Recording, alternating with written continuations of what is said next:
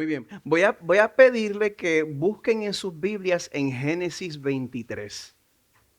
Primer libro de la Biblia. Ujú. Primer libro de la Biblia, pero vamos al capítulo 23. Eh, Continuamos con la serie sobre la vida de Abraham y mi deseo con esta serie sobre la vida de Abraham es que primero nosotros podamos ver cómo Dios es el que inicia, el que sostiene y el que cumple su plan para con su pueblo. Segundo, yo quiero que nos demos cuenta que igual que con Abraham, mire, las cosas nos van a ir mejor si confiamos en Dios y le obedecemos. Le va a ir mejor. Y tercero, que igual que con Abraham, para que se cumpla la voluntad de Dios en nuestras vidas, qué bueno que nuestra esperanza no se encuentra en nuestra perfección ni nuestros esfuerzos, sino en que Dios es fiel. De hecho, mire, de Génesis 12 al 25, que es lo que estamos cubriendo con esta serie, la historia de Abraham es literalmente la historia de la fidelidad de Dios. Abraham teme, Abraham espera, Abraham tropieza, Abraham se pone viejo, pero Dios preserva, Dios reafirma, Dios provee, Dios protege y Dios cumple. Esta mañana tengo tremendo desafío. ¿Quiénes de ustedes se acuerdan del capítulo del domingo pasado? El capítulo 22 fue un capítulo dramático y sensacional. El Señor llama a Abraham a que le ofrezca a su hijo en sacrificio. Abraham pasa a través de todo ese sufrimiento y cuando levanta el cuchillo, el mismo ángel de Dios interviene y dice, no lo hagas. Y hoy llegamos al capítulo 23. Que se trata de arreglos funerales de una compra de terreno. Eh, a todos nos gustan los momentos Génesis 22 de nuestra vida, nos gustan los momentos espectaculares, los momentos extraordinarios, donde la obra de Dios se ve con claridad, ¿verdad que sí? Pero la verdad es que la mayoría de nuestras vidas suceden dentro de Génesis 23. La mayoría de nuestras vidas suceden dentro de funerales, trámites, lágrimas, esperas, regateos, conversaciones difíciles. El pasaje de hoy nos va a mostrar que aún en medio de lo cotidiano, aún en medio de lo aburrido, Dios sigue siendo fiel. El sermón va a cubrir todo el capítulo 23, pero para la lectura congregacional, como ven en pantalla, yo solo voy a cubrir los primeros 4 versos, o sea, Génesis 23, 1 al 4, y de ahí vamos a saltar a los versos 17 al 20. Voy a mostrar esos versos selectos en pantalla. Y voy a estar leyendo de la Nueva Biblia de las Américas, así que leamos juntos. Dice así, Sara vivió 127 años. Estos fueron los años de la vida de Sara.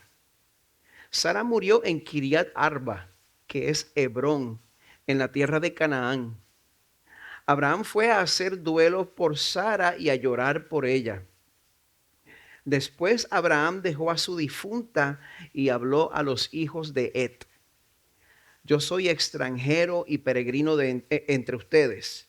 Denme en propiedad una sepultura entre ustedes para que pueda sepultar a mi difunta y separarla de delante de mí.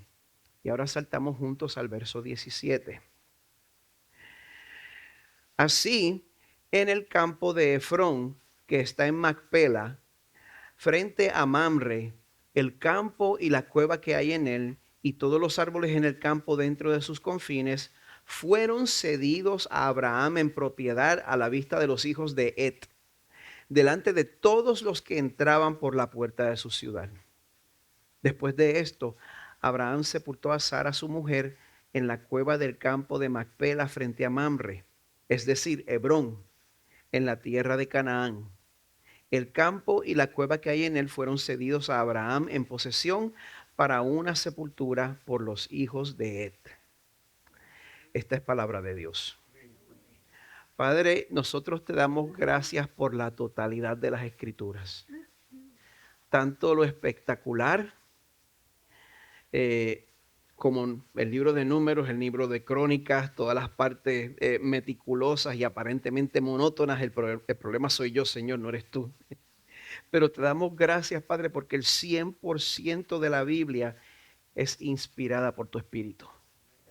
Y es útil para enseñar, reprender, corregir, para instruir en justicia. Por eso te pedimos, Señor, que mientras leemos sobre este proceso de planificación funeraria y sobre la compra de este terreno en el pasaje de hoy, Señor, que esto sirva para mostrarnos una vez más que tú estás presente en cada momento de nuestra vida, Señor, cuando compramos el café, cuando echamos gasolina, y todos oramos a la hora de echar gasolina, Señor, gracias porque estás con nosotros. Gracias porque tú estás presente en cada momento de nuestra vida, ya sea que lo podamos percibir o que no nos demos cuenta. Tú estás ahí, Señor. Porque tú prometiste en tu palabra que estarías con nosotros todos los días hasta el fin del mundo.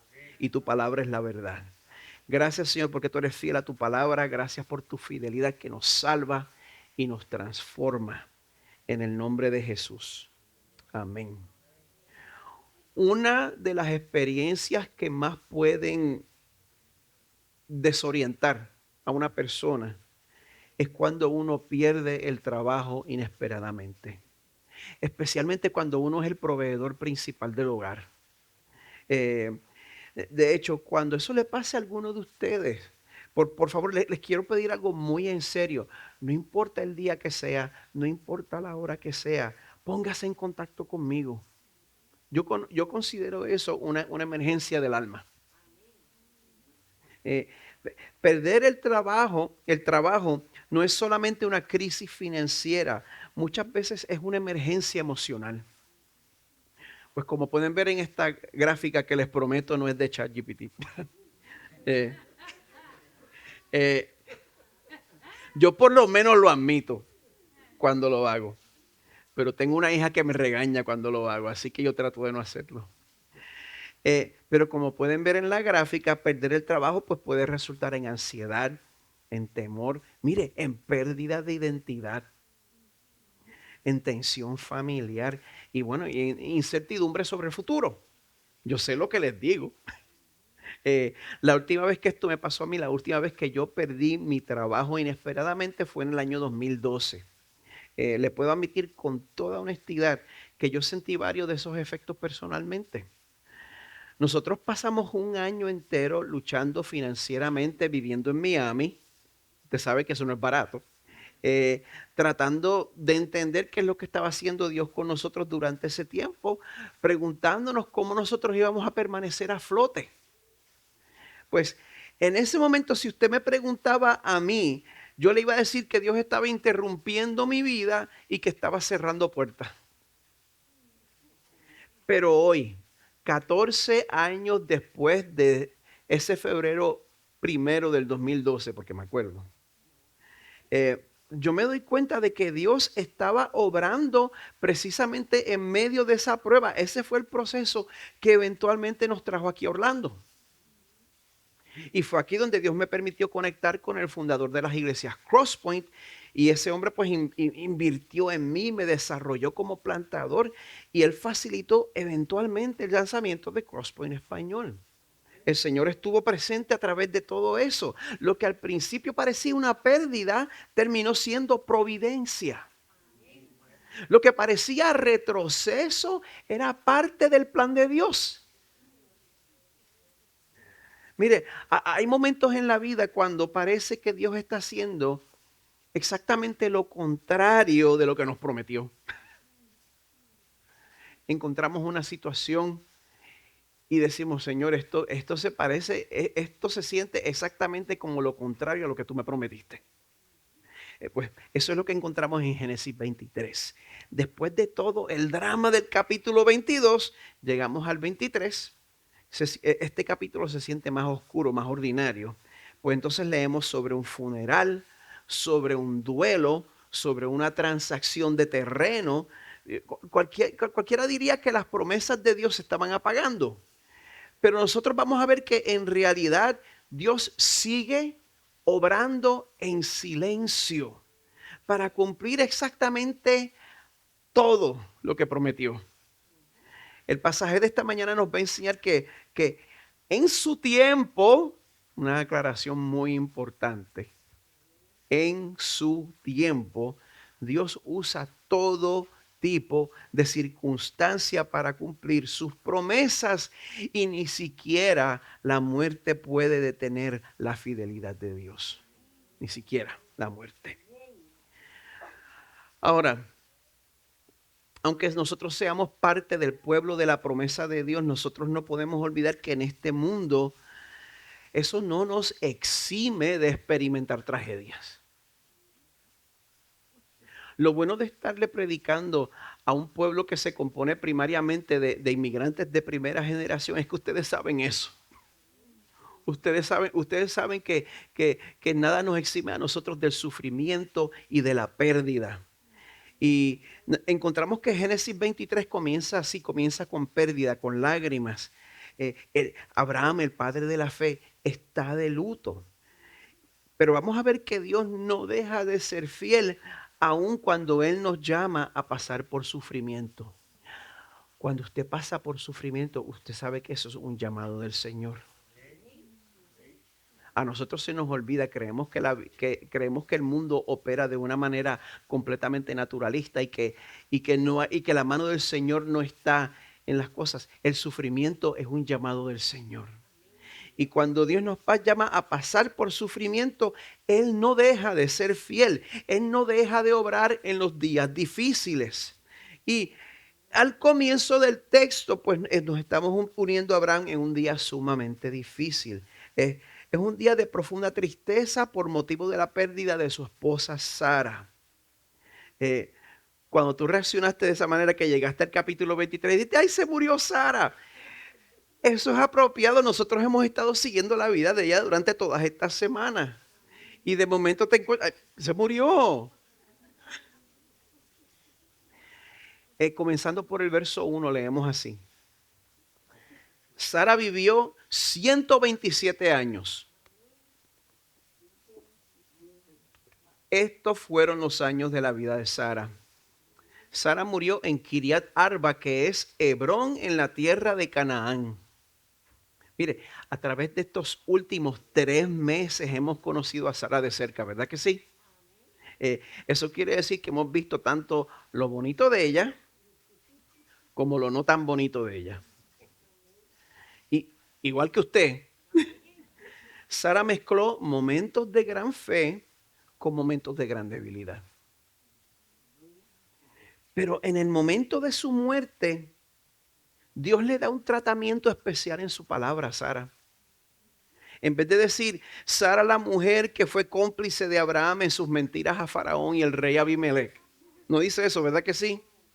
En vez de decir, Sara la mujer que se le ocurrió tratar de ayudar a Dios pidiendo a su esposo que tuviera un hijo con su esclava y después se puso celosa. ¿Dice eso sobre ella? No.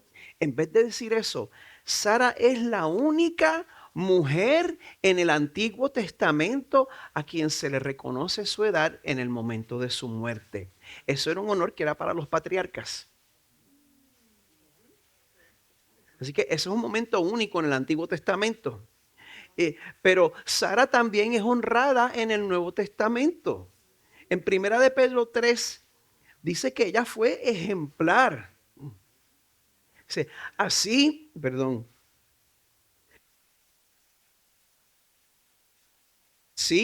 obedeció Sara a Abraham, llamándolo Señor, y ustedes han llegado a ser hijas de ella si hacen el bien. Miren cómo el Señor la memorializa en su palabra. ¿Usted sabe qué? De esa misma manera, todos los que nos acercamos a Dios con fe y con un corazón humilde, usted va a ver que Dios se olvida de sus pecados y toma en cuenta sus momentos de obediencia que usted tuvo a través de su gracia. ¿Está siguiendo todo eso? El Señor olvida sus momentos de desobediencia y toma en cuenta nuestra obediencia imperfecta que salió a raíz de su gracia en primer lugar. El verso 2 continúa, nos dice que Abraham fue a hacer duelo por Sara y a llorar por ella. ¿Qué hace un hombre de fe en el momento de pérdida? ¿Qué hace un gran hombre que ha estado caminando con el Señor? ¿Qué hace un hombre a quien Dios lo visita personalmente a su hogar cuando pasa a través de la pérdida de su esposa? Mire, Abraham, en este punto de su vida, como habíamos dicho la semana pasada, Dios lo había transformado, Dios lo había llenado de fe. Y cuando su esposa muere, ¿cómo reacciona? Abraham hace duelo y llora a su esposa.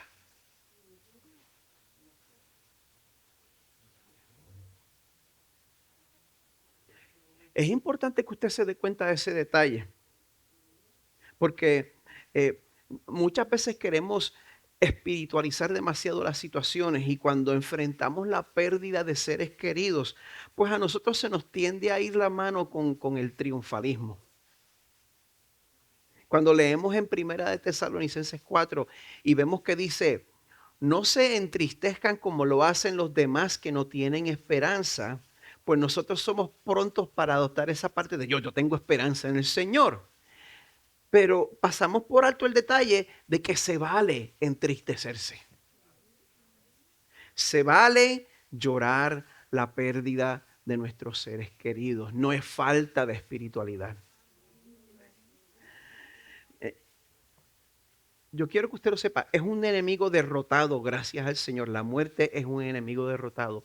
Pero hasta el día de la resurrección final, la muerte sigue siendo un enemigo. La muerte sigue siendo un aguijón para nosotros. La muerte sigue siendo consecuencia de nuestro pecado. Y ante esa realidad, pues mire, es apropiado que experimentemos el luto sabiendo que los que lloran son consolados por Dios. El verso 3 continúa, dice, después Abraham dejó a su difunta y habló ¿a quiénes? A los hijos de Et. ¿Quiénes son esos? ¿Quién es Et?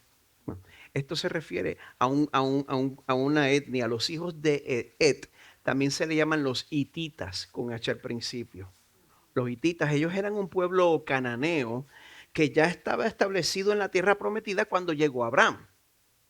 Pues Abraham vivía entre ellos, pero no establecido. Abraham vivía como nómada en medio de ellos. Por lo tanto, pues si él necesitaba adquirir alguna propiedad, pues iba a tener que ser a través de ellos, porque ellos eran los dueños de la tierra.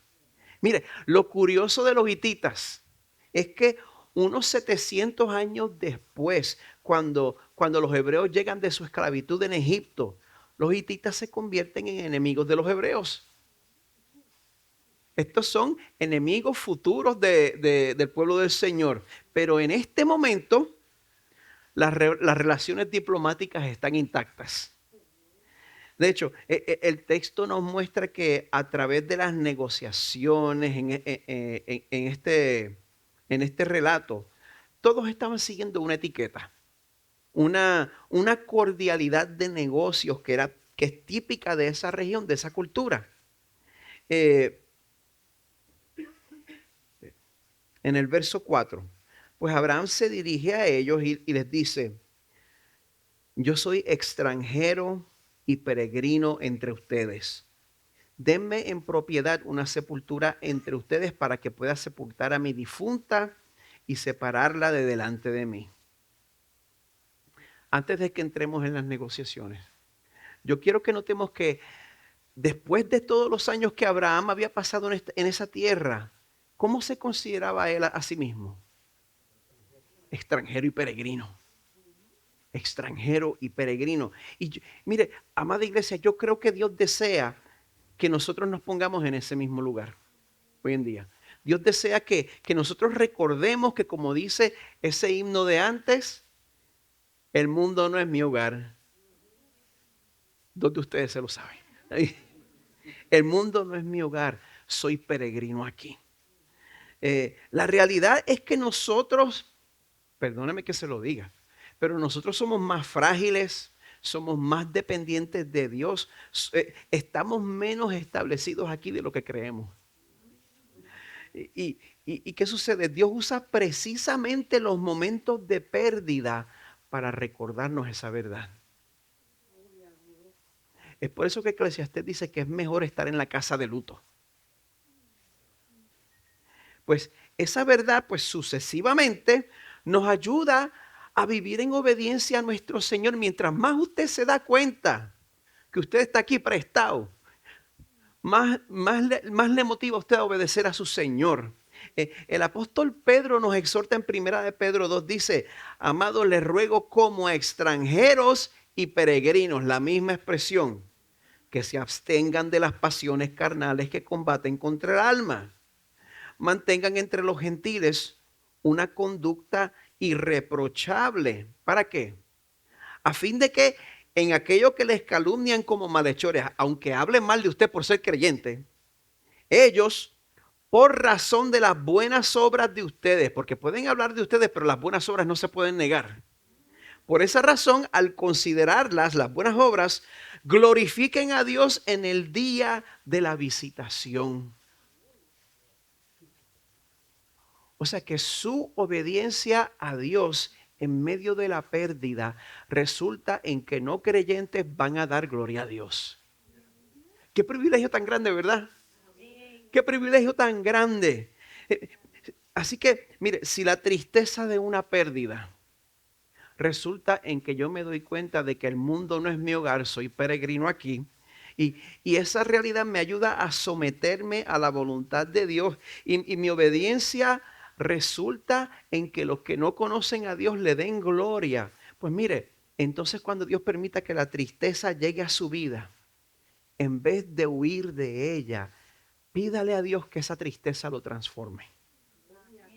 Pídale a Dios que use esa tristeza para transformar su vida. Confiando en que Dios sabe lo que está haciendo. Amén. Bueno, en el próximo segmento, pues ahí es donde entramos en el proceso extendido de transacciones y negociaciones. Ser puertorriqueño es difícil. En el proceso extendido de transacciones y negociaciones. Yo fui a la escuela y todo, miren. Pero cuando vemos esto, es fascinante ver la diplomacia entre ellos. Es lo que yo llamo un baile. Verso 5. Los hijos de Ed, los hititas, le respondieron a Abraham cuando él pidió adquirir una parcela para entierro. Y él dice, escúchenos, Señor nuestro, usted es un príncipe poderoso. La Reina Valera del 60 dice, usted es un príncipe de Dios entre nosotros. Sepulte a su difunta en el mejor de nuestros sepulcros, pues ninguno de nosotros le negará su sepulcro para que sepulte a su difunta. Pues, ¿qué sucede? Abraham era nómada, pero una cosa es ser nómada y otra cosa, ay, gracias, sonaba que me hacía falta.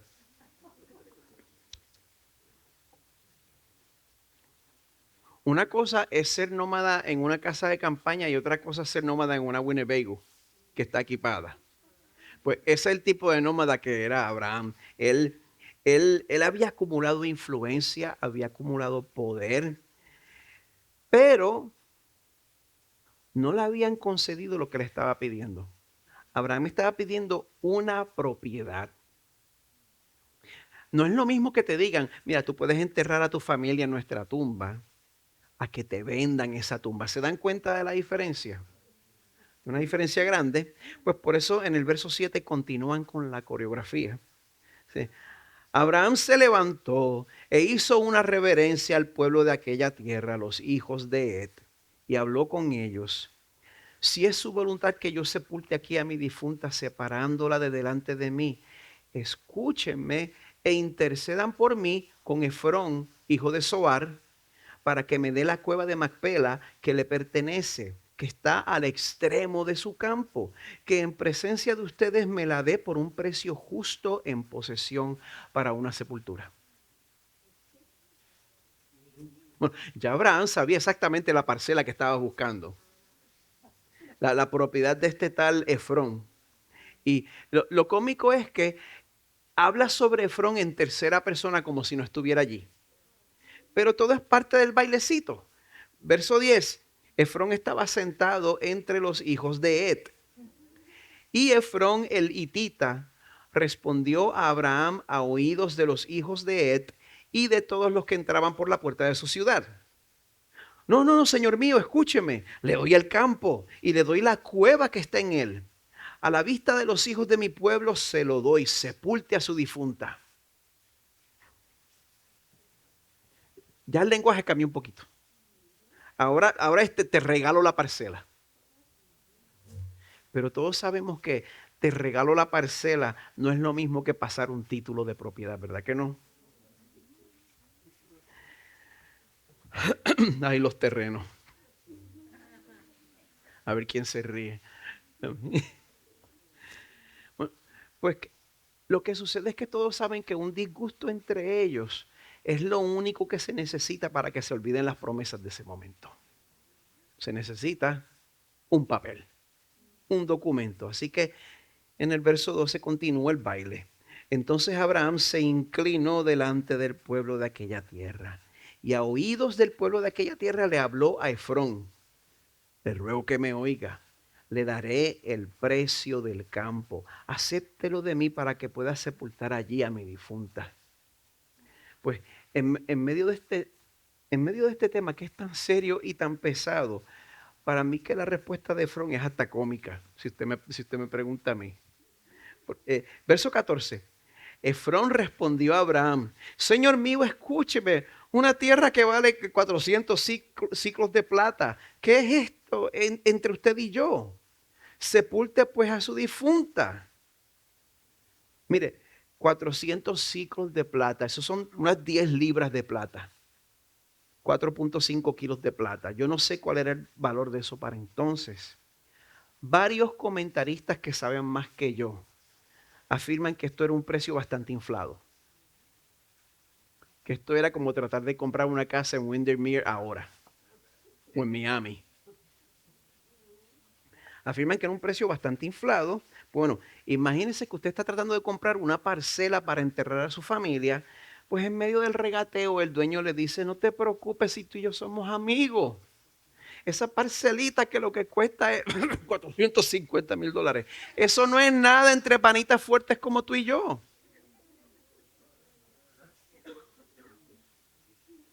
A mí me suena eso. No sé, puedo estar equivocado. Pero mire, el verso 16 dice que Abraham escuchó a Efrón. Abraham pesó la plata que éste había mencionado a oídos de los hijos de Et. 400 ciclos de plata, medida comercial. Tan pronto Abraham oye que Efrón le pone precio al solar, como dicen en Puerto Rico, le arrancó la mano. Sea sincero, ¿quiénes de ustedes se consideran, quiénes de ustedes se consideran como personas que saben negociar una venta y que no se van a dejar estafar?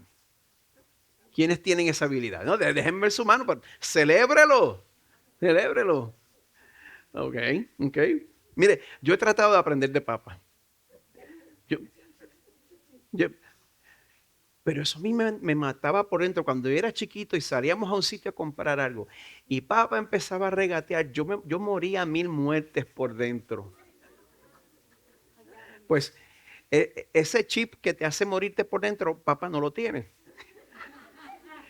Y a la hora de regatear, pues yo he tratado de aprender de papá, pero la verdad es que se necesita una fuerza de carácter para negociar. Y se necesita llegar allí sin querer lo que quieres comprar. Listo para salir. Y uno puede pensar, bueno, Abraham se dejó estafar aquí. Pero la verdad es que aunque este tratado pueda parecer un mal negocio para Abraham, la verdad es que termina confirmando la promesa de Dios. El verso 17 dice, así el campo de Efrón que está en Macpela frente a Mamre, el campo y la cueva que hay en él, y todos los árboles en el campo dentro de sus confines fueron cedidos a Abraham en propiedad a la vista de los hijos de Het, delante de todos los que entraban por la puerta de su ciudad. O sea que valga la aclaración de que este trámite tomó lugar en la puerta de la ciudad, que era lo que se consideraba como el centro financiero de las ciudades para entonces. Pues una vez Abraham obtiene la parcela, el verso 19 nos dice que después de esto Abraham sepultó a Sara, su mujer, en la cueva del campo de Macpela, frente a Mamre, es decir, Hebrón. ¿Dónde? En la tierra de Canaán. El campo y la cueva que hay en él fueron cedidos a Abraham en posesión para una sepultura por los hijos de Het.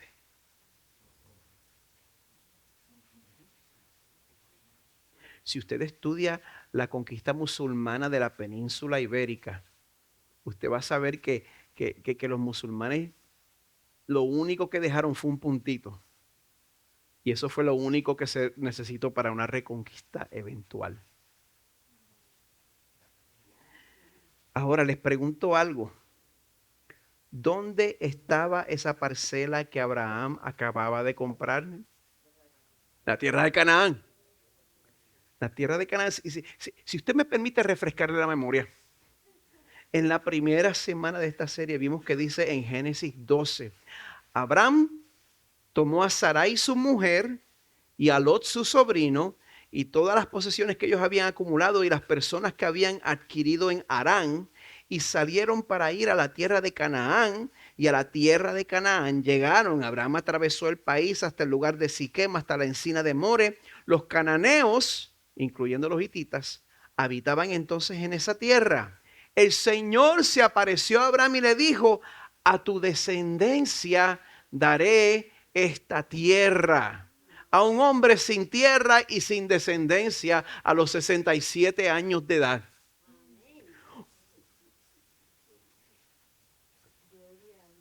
Pasan 60 años desde ese momento. Unos 60 años después, cuando me imagino a Abraham pensando en ese momento en que Dios le promete tierra y descendencia cuando él no tenía ni tierra ni descendencia.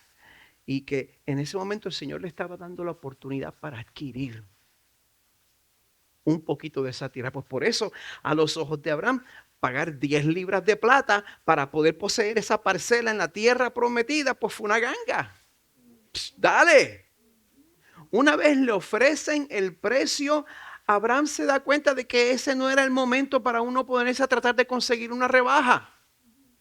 En las palabras del pastor Andy Davis, esa tierra es la tierra prometida y no importa quién la esté pisoteando en ese momento, no importa qué ejércitos se encuentren sobre ella, esa tierra fue prometida a Abraham y a sus descendientes para siempre.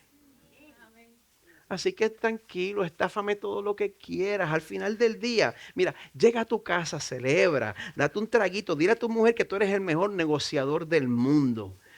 Pero como yo sé que una vez más de Jehová es la tierra y su plenitud, el mundo y los que en él habitan, Efrón tendrá sus piezas de plata, pero Abraham ahora tiene un pedacito de la tierra prometida. Esto es una evidencia tangible de que Dios está cumpliendo lo que prometió. No sé, a veces se siente como si estas evidencias fueran pequeñas en comparación. Pero estos pequeños recordatorios de que Dios es fiel traen mucho ánimo a los corazones de los que le pertenecen a Él. Nosotros nos agarramos de cada pequeño recordatorio. Y yo no sé usted, pero a mí me hacen falta todas esas evidencias. A mí me hacen falta, porque por pequeñas que parezcan, me hace falta todas y cada una de esas evidencias, porque la verdad es que a la hora de nuestra muerte, todavía van a haber muchos aspectos de las promesas de Dios que no se habrán cumplido. Se los voy a decir otra vez. Si usted está esperando llegar al lecho de muerte y que todo esté resuelto con un lacito, a la hora de nuestra muerte todavía van a haber muchos aspectos de la promesa de Dios sin cumplirse. No estamos solos, no estamos solos. Hebreos 11, muchos santos murieron en fe sin haber recibido las promesas, pero habiéndolas visto desde lejos y aceptado con gusto, confesando que eran extranjeros y peregrinos sobre la tierra. Porque los que dicen tales cosas claramente dan a entender que buscan una patria propia. Qué bueno, el Señor me confirma eso a mí, porque en Puerto Rico yo no me sentía que era de Puerto Rico y en Estados Unidos yo no me siento que soy de Estados Unidos, yo no siento que yo pertenezco a ningún país. Busco una patria propia. Sí. Y si en verdad hubieran estado pensando en aquella patria de donde salieron, habrían tenido oportunidad de volver. Exacto, porque si en tu corazón, pues, lo que hay es el país de donde saliste, pues tú siempre tienes eso pendiente. Pero en realidad anhelan una patria mejor. Es decir, la celestial. Por lo cual, ¿usted sabe qué? Dios no se avergüenza de ser llamado Dios de ellos, pues les ha preparado una ciudad.